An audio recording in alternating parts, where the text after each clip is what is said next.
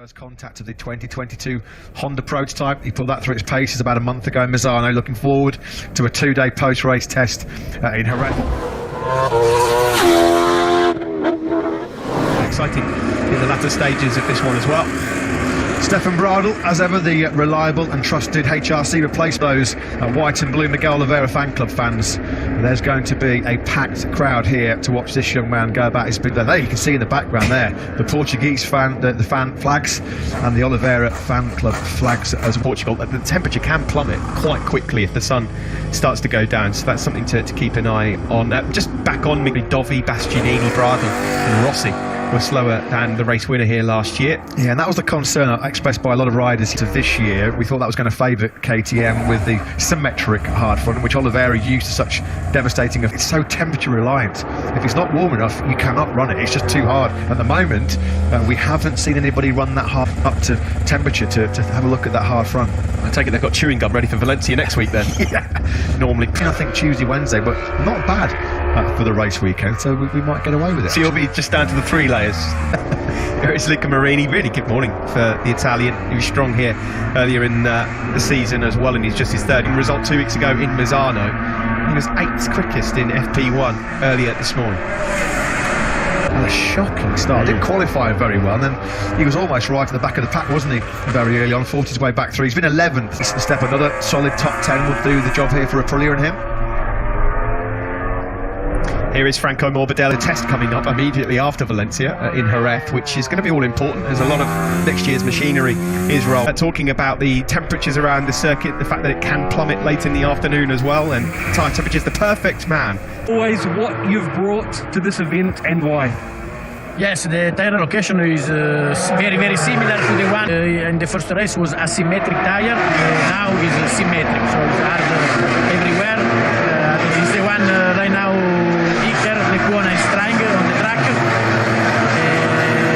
For the race on the rear was split in between medium rear and hard rear. This was the choice for the first race. In the first race we had 40 degrees on the track, and now, for example, in this moment is 29. Famous shot was there in Misano too, where he collapsed to his knees when Paco Bagnaia crashed in turn 15, caught out by that hard for 52 points to claw back on Fabio Quartararo, but they were hoping to put the Prosecco on ice for the Frenchman. Not so.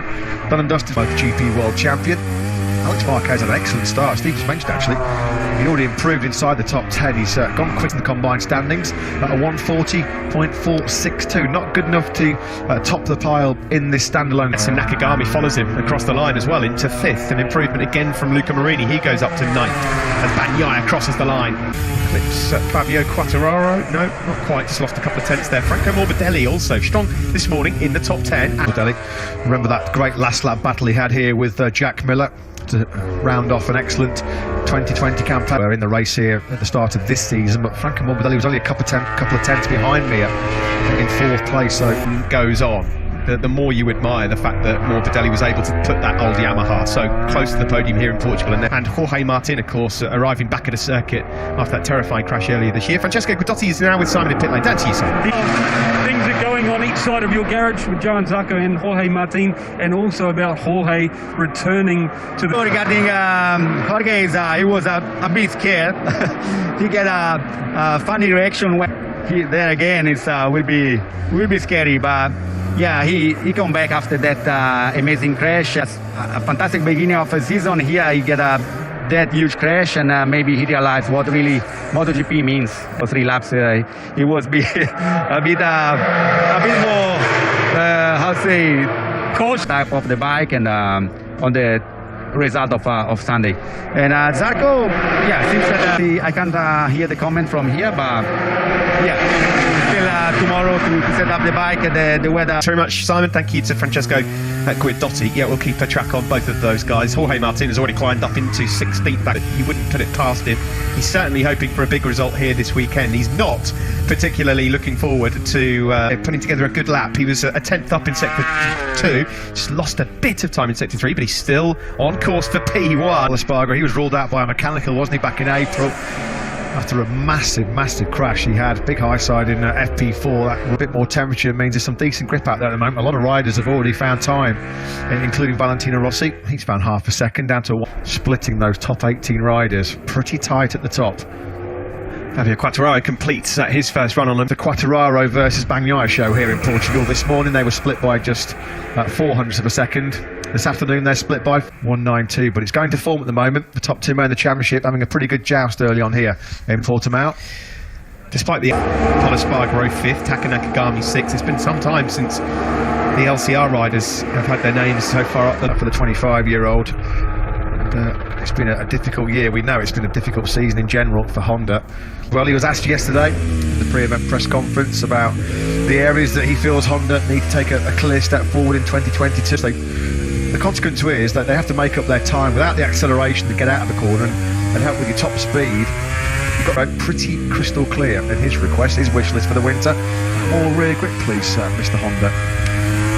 Don't improve quickly. Brad Binder never really shows his cards and what he's got on a Friday, so that's perhaps not such a surprise. In April, did it? And based on what we saw here 12 months ago, when we returned here in April, I think a lot of people just thought, well, this is a foregone in that race. It was super impressive, a dominant performance. He just got nowhere near to replicating that time to find around this Portimao track.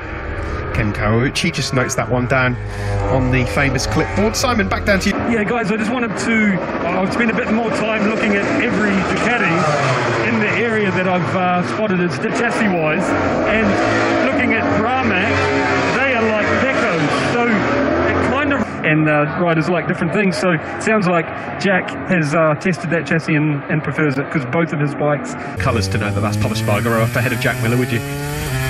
He's all action, isn't he, Paul? Super aggressive. He was here in FP4 back when they're getting the power down on the factory Ducati. Miller, it's a 141.747 from him. His teammate, though, that's going right up against Pecco Bagnaia. Not just a story to be told this weekend. It looks like it's a story here. The number line he comes. He certainly does. A 140.007 from Pecco Bagnaia. That puts him top, but for how? Yeah, and again, split by 500ths of the second, these two. The best in the world at the moment. Jorge Martin is just behind his man on screen. Moved up to 8th, but he was exceeding track limits, unfortunately, so has dropped back down outside the top 10. Number of riders that haven't as yet in this second session been able to improve on their pace from this morning. And Luca Marini again just keeps on chipping away. He's been dumped out of the top 10 twice already in this session and finds a way. And it's Stefan Bradl and Lecuona still the fastest KTM in 15th.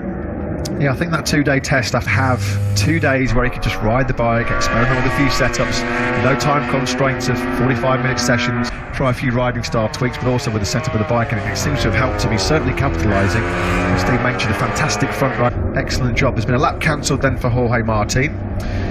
It's for him running wide and outside of track limits at turn. Marquez set for spot in Q2. Only twice they've done that so far this year. The pair of in Portugal with the sun shining down on us, of course. Championship coming to an end next weekend in Valencia. Absolutely bang on about KTM, Steve. There's going to be a few alarm bells maybe ringing this evening down in the Austrian camp.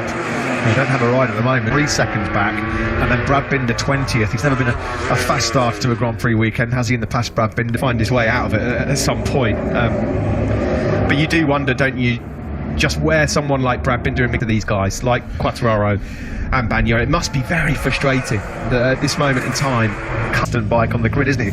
You never know what you're going to get, really. Some races, if the track nature suits the style. Yesterday in the pre-event press conference about improvements that the RC16 needs to make throughout the winter and for the early part of 2020. Thing, you know, so I put the best helmet I could on my head. Took half the money to do that, you know, that I could that, but that was my experience. Thank you very much, Simon. Yeah, fascinating insight there. I remember that race, interesting stuff there. I'm sure we'll find out more about Marc Marquez sooner or later, and hopefully we can have him back soon. Has gone out bar one. A brand new soft rear tyre, soft front, soft rear here for Joan Mir. He's estimated P3. It's no great surprise, is it? That's one key area for Suzuki to be working on again in 2022. I mean, And incredible as well to think that this time last year when we came to Portimao, this young man was our new 2020 world champion yet line. Incredible. Well, you're not going to if you qualify that far That's the back. problem, isn't it? And when you've got people like Bagnaia and Quartararo in appearances, Pecco Bagnaia is on an incredible qualifying streak. 4 successive poles, front rows in his last 8, because it's so difficult in races to challenge for wins when you are qualifying so far back. Let's be honest about this, Matt. Next year is the silly season is going to begin from the moment we arrive in Qatar. And if Joan Mir has lack of interest in the signature of this young man, is that imperative, Steve, absolutely imperative that Shinichi Sahara and the team that they can next year close the gap to some of their rivals. Suzuki haven't slept this year. No. They've developed. So, yeah, the onus is now on Hamamatsu to convince this young man that he's got a future with Suzuki. Beyond Tokyo, first sub 140 lap of the weekend so far, a 1:39.770. It's Frankie Cole going to be able to dish it out to Quartararo, Bagnaia, Marquez next year. He's a great rider. Yeah, and of course they came late. We're using with this man, Jack Miller, at the back end of 2019, so Suzuki were a long way behind in terms of that development area. Put together a competitive package next year. He's perfectly happy in the team. He loves the environment. He's got no problems at all. World champion, so he was a Moto3 world champion. And if opportunities come his way, there's going to be a lot of people knocking on his door, that's for sure. I mean, silly, a couple of high-profile manufacturers. I wouldn't imagine that Yamaha are going to waste too much time. If you think back to Cairo, the last couple of times we've had contract renewal time, Maverick Vinales and Valentino Rossi have been signed up in January, February. Don't forget quickly that they were the brand that brought him into MotoGP. And why would he leave right now? He loves life. He's the world champion.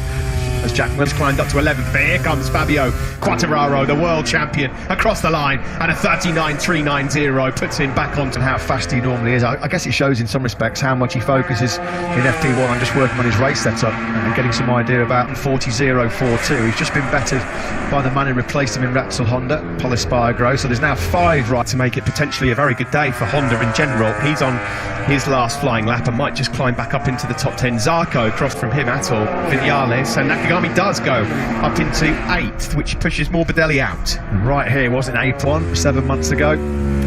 Well, he's the world champion, and it's been a fabulous Friday for Fabio Quartararo. Pecco Bagnaia trying to deny the Frenchman top spot here. That goes deep into the 4th sector. The check at the end of the day.